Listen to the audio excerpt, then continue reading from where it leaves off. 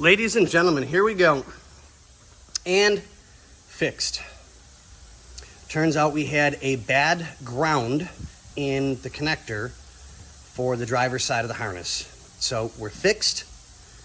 I'm waiting on the headlight rings from the owner. He ordered all 4, which is amazing. It'll really make these look so much nicer.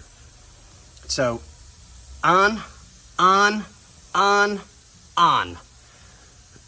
So we'll do this.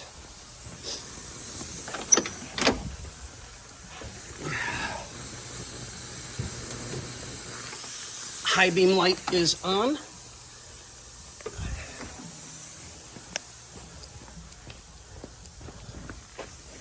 Dun dun! There we go. Yes, there's no ring on that one. So, all right, now we're on to the next issue for the morning. Now that I finally got that taken care of, it only took 2 hours and 40 minutes. Okay, see you guys on the next one.